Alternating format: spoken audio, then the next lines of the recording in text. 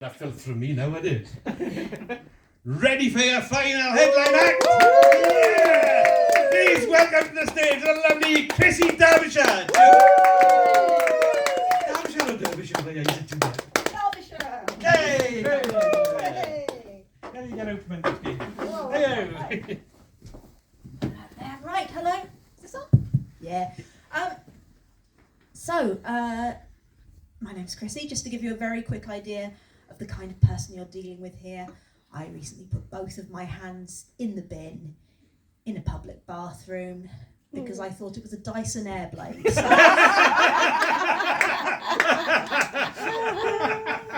that's me. What else can I say about myself? I think I'm quite a modern person. I'd like to think I'm a bit of an advocate for more progressive, more atypical family setups. For instance, my life partner isn't strictly a husband. If anything, he's more what you'd call a cat. He's a cat. He's a cat. His name's Bernard. I think we have a very healthy relationship, except that he did recently lick my boob, and we haven't really spoken about it since. So I'm not sure what that means for us. I think this is my year, though. I think this is my year. I think this is the year where I will finally become a viable human being. It's been a bit of an uphill struggle, though. Not going to lie, it has been an uphill struggle. Most struggles are uphill, really, aren't they? When you think about it. Hardly ever hear of struggles in other directions. Sisyphus chasing a boulder down a hill. Shit, catch it! It's been your classic uphill struggle because there are a lot of impediments to me becoming a functioning human. For a start, you'll no doubt be astonished to know I have ADHD. Whoa, no, it's true, I do. I hide it really well. I have ADHD, I have poor impulse control, poor short-term memory, I'm clinically depressed, I have poor short-term memory, and I'm an introvert. And to top it all off, I've chosen as my profession something that necessitates the most unnatural communication possible. Okay, this is not normal. This is weird. Me up here, you down there. Do I have the power because I'm holding the mic? Do you have the power because there are more of you than there are of me? Barely. It's weird, isn't it? It is weird. I'm going to make it so weird. So I've been thinking a lot lately about my internal organs. There's no natural way to introduce that into a conversation, is there? Always sounds a bit forced. And we're all, I would say, weirdly squeamish, weirdly kind of almost prudish about our innards. Like as soon as our insides are mentioned, we become a kind of fainting aunt from a Jane Austen novel. Mr. Darcy, please, your kidneys. They're on full display. Save something for your wife. That's from Pride and Pancreas. Thank you. Not a one-liner comedian, but I've got range. Yeah, but they're there, aren't they? Inside us, I think.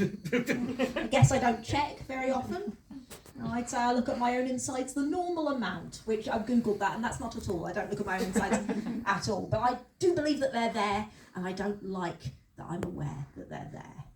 Okay, if you want to be constantly mildly traumatised, and you're watching me, so I assume that's what you're into, I would recommend becoming aware of your own internal organs and the fact that, best case scenario, they are sitting there inside you day after day doing things without your complete understanding or your permission. And there's flipping loads of them too. Like, if I had to guess, I would say at least 5 or 6 different bits. I'm not a qualified doctor. I could have been. I chose not to be. Medicine's loss was comedy's gain. I am going somewhere with this, by the way. I don't have a point. Just wanted to make sure we were all on the same page vis-a-vis guts. And on that note, hello. Now you know something. You know something about the human body, I do. don't you? You know, possibly even more than me. So tell me. Sorry, what was your name? Miranda. Miranda. Beautiful name. Miranda, can you tell me, do you think it's reasonable for me to assume that you have internal organs? Yes. Yes, you see, that's a confident yes. Surprising the amount of times where people, when questioned, suddenly become unsure. But yeah, I don't think it's that controversial for me to assume that most of us, in fact, do have internal organs. More contentiously, though, I think that some of my major organs have a good cop, bad cop situation going on. I will explain. My heart, that's the good cop, okay? No problem at all with my heart. It pumps blood around my body like an absolute champ. I want it to beat. It does beat every day so far. No problem at all with my heart. My brain, on the other hand, is an arsehole. Not literally, obviously, that would be biologically quite upsetting. No, I mean my brain is a dick. Again, not literally. To be absolutely clear, my brain is a brain, but that's the best thing I can say about it. I hate it, it hates me, there's mutual animosity there. At best, it's kind of blithely useless. At worst, I think it might be trying to kill me. Because every day, several times a day, my brain will just go, oh no! I'll say, what? What is it? And my brain will say, oh no! You've forgotten! And I'll say, what? What have I forgotten? And my brain will say, I don't know, something probably. And the worst part is it's usually right. I usually have forgotten something. Because like I said, I have zero short-term memory. Brilliant long-term, zero short-term. So I can remember, word for word, the song from a Chicken Bovril advert from 1988. But I can't remember the beginning of this sentence. You know, I'm just hoping that by the time I reach a natural pause in speech, it's at least grammatically correct. So I'm standing there desperately trying to work out what it might be that I might have forgotten. And my brain pops up again very helpfully. Hi, excuse me, hi. Maybe you've forgotten your PE kit. And I say, no, I don't think so, brain. I'm 41 years old, actually. Do I need a PE kit? No. Do I own a PE kit? No. Am I still scared of my PE teacher? And then again, when I go to sleep at night, as soon as my head hits the pillow, expecting a nice night's sleep, my brain pops up like the Microsoft Word paperclip. Looks like you're trying to have a nervous breakdown. Would you like some help with that? No, thank you. But it's got the bit between its teeth now. Not literally, it doesn't have teeth. It's a brain, but it's on a roll. And it says, oh, I'm sorry to hear that, because I've got 5 hours of fake definitions of words to share with you. I say, no, thank you, brain. I don't want that very much. And my brain says, a platypus is a cat with braids. And I say, no. My brain says, melancholy, a dog made of fruit. And I say, no. And my brain says, archetype is the answer to what kind of boat did Noah have? He had an archetype of boat. And I say, shut up! And my brain says, I see how it is. You want me to change the channel. Yes, sir, you're right to cough. I say, God, no, please don't change the channel. But my brain says, no, you've twisted my arm. Not literally, it's a brain. You've persuaded me. I'm going to change the channel. And then it's a 50-50 chance of it being either a night of crippling self-loathing, so my brain reminding me of all the ways in which I might have let down myself, my friends, my parents, my child, my lovers, not in bed, just FYI. Weather dry. My PE teacher again, weirdly. Sometimes my country. Either that or, again, on a loop, that Chicken Bovril advert from 1988.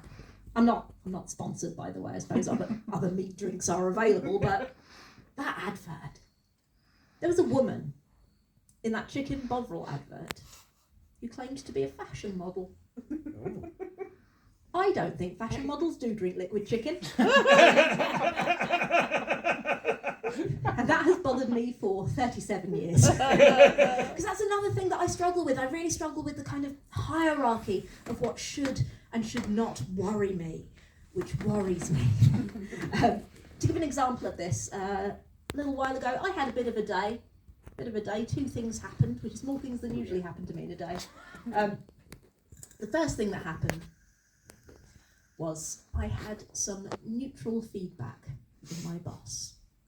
Not negative feedback, neutral feedback. But my brain's response to it, well, I'm going to be fired. You know, they've worked out I'm not a real human being and I am going to lose my job. I'm not going to be able to pay my mortgage. I'm going to lose my home. The song says nobody wants you when you're down and out. Nobody's going to want me. Nobody wants me now, but they're going to want me even less.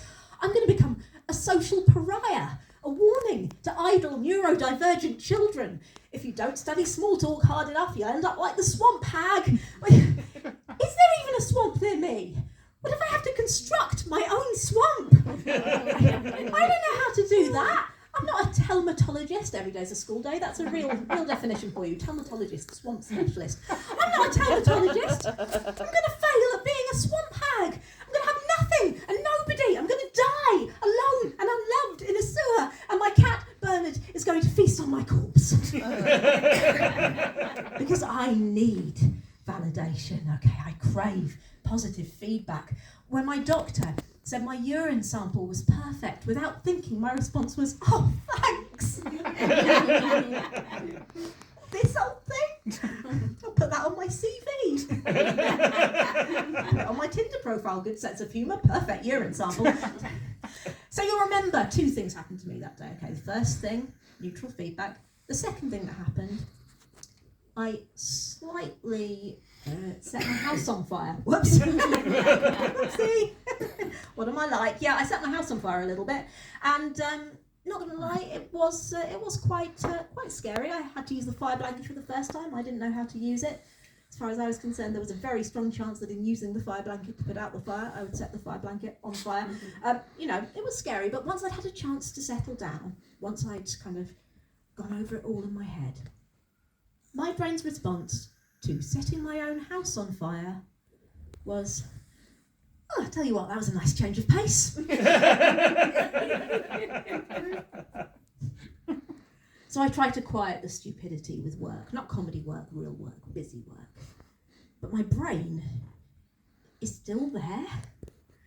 And I know it has to be there so I can live or something, but it remains loud and it remains stupid. Like, it has nothing useful to contribute. Sometimes I'll be working on my laptop. I'm not a pianist or a very good mime. I'll be working. And my brain will pop up and say, "Hi, busy." Yes, I'm working. Working, are you? Cool. Hey, you know how you're interested in languages? Yes? Mm-hmm. And you know how the French word for bike is vélo? Yes, I think I remember that from school. Why you say this? Velociraptors are called velociraptors because they used to ride bicycles. That's not true! No, that's not true. Just faux etymology again. People often come up to me after my gigs and say, "Oh, Chrissy, I love this character you've created." No, I have several problems. I'm working on it, though. I'm working on it. I'm in therapy right now. Thank you. Your bedside manner's a bit weird. You keep laughing at me, but I think it's good, though, isn't it? It's good to talk about our problems, whatever kind of outlet we may have, whether you've got access to real therapy, whether you just talk to a friend, bent on social media. I think lovely Miranda here looks like she might write sad songs on a ukulele, and that is absolutely fine, my friend. That is fine. It's good to talk about the ways in which we are weird and messed up and broken, because we are all weird and messed up and a little bit broken. This world, this beautiful, miraculous, lush green earth on which we live is so weird. It is so messed up. Have you ever seen a nature documentary? Don't. Don't, if you want to still like nature. It's a Lovecraftian hellscape out there. An octopus's penis. Good night. No. An octopus's penis is on the end of one of its arms. It can rip it off and throw it at you if it wants to mate. Not you personally. I don't know why we locked eyes just then. That doesn't feel right, does it? That is counterintuitive. If you're not at least a little bit put out by that, I put it to you that your Pornhub search history is troublingly specific. You can call it vintage anime as much as you want. Now, I don't know how to live in a world that's so wet and squishy. I don't know how to live in a world where octopuses are out there just flinging their willies at people. Probably not people, actually, probably other octopuses. I don't know, I'm not a cephalopodologist. But I am some kind of person, you know. How do I live in a world where I am so full of wet, visceral guts? And the answer is, I do this. I do stand-up comedy. And it changes a person. It really does change a person. I've gone from never having met a stand-up comedian in real life to everyone I know either is a comedian or will be soon. If anyone in the audience isn't a stand-up comedian yet, don't fight it, just let it happen. Most importantly though, I think the biggest change when you become a comedian is that your priorities shift. You start to do things because you think you'll get a good anecdote out of it. Hence Butlins. So hence Butlins. So you'll go to Butlins. You'll go on that ill-advised date. You'll take that unfortunate job. You'll jump out of that plane. Me, I did something quite silly. Really, I procreated. I thought, children, there's a rich vein of comedy there. Why not pop an entire human being out of the old vagina, see what happens? Sorry, when I say old vagina, it's just a turn of phrase. It's no older than the rest of me. It's not a hand-me-down. Vintage purse, love it. No. No, I had a kid, and I love it. I love being a parent. I love having a kid. I think it's so moving being privileged to watch this screaming potato gradually blossom into a weirdly dependent flatmate. Love having a kid. Didn't love being pregnant though. Didn't like that at all. Maybe I was doing something wrong. I mean, I did it all right. I kept her in there. Didn't leave my womb at the shops. But maybe I was doing something wrong in terms of my attitude. Because pregnant people, they're supposed to be radiant, aren't they? Yeah, I was not radiant as advertised. I was not a glowing fertility goddess. I was more of an angry sphere with wind. Found out I was pregnant the normal way, peeing on a stick. Still think that's quite a weird thing to be the normal way to do something. In most circumstances in life, I've found peeing on things optional, if not frowned upon. School run? No. Jury duty? No. Not even to establish dominance over the other jurors.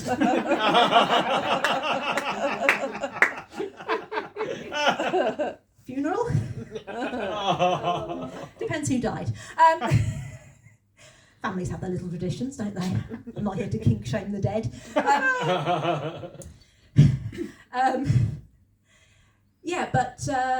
Didn't love being pregnant. I love having a kid now though, and the thing I love most about having a kid is being able to share my kind of cultural references with her. If I could, I would share all of my cultural references with her, and I know that that's not possible.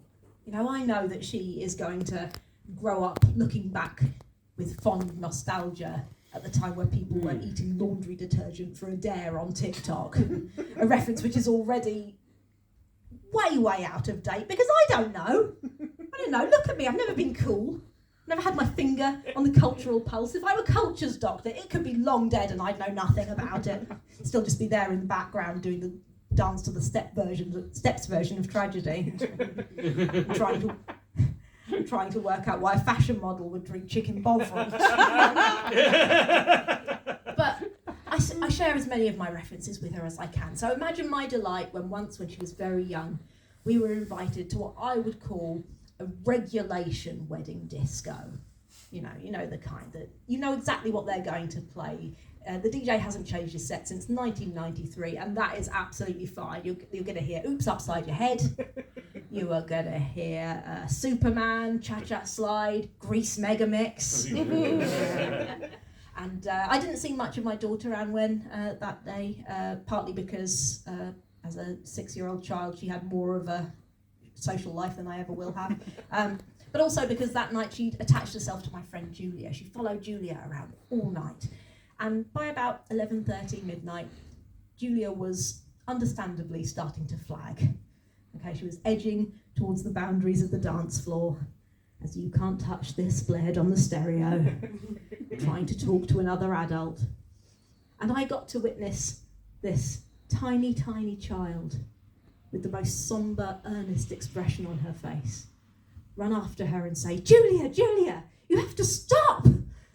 It's hammer time!" The thing about being a parent, though, is that you spend so much of your life, so much of your time, your energy, your soul parenting, that when your child isn't around and you're not meant to be parenting, it's really hard to turn it off. You know, you do find yourself pointing out moo cows to strangers on the bus. The worst one of these that ever happened to me, the worst case of kind of misplaced parenting, was my partner at the time had a friend round. So this was 2 guys in their late 30s, kicking back, playing cards in my living room. And let me tell you, it really does change the whole vibe of an evening. When you go up to your long-term romantic partner and his friend, who you don't know very well, lean over them and say, "Will Mummy get you a drink?"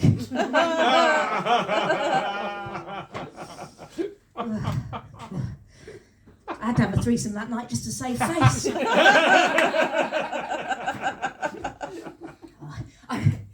I'm going to be going in a minute, but you guys have been so lovely, so lovely and welcoming. I feel like I should give something back, and you know, it's been quite a musical night already. I think if you'll let me, I would like to do a little song. Yeah, is that all right? Yeah. It's an old favourite. You might know it. Yeah, if you know it, sing along. It's from 1988. I'm a fashion model. I'm right on top. Always busy, no time to stop. I drink chicken bovril when my body's on the go. 1 cup, 20 calories, that's real low. It's quick to mix, it's the taste for me.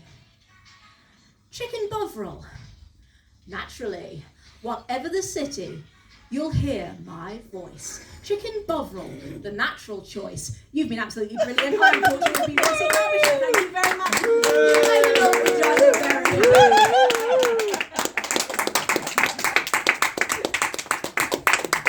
Chrissy Derbyshire! Well, that's it. That's about the end of the night now.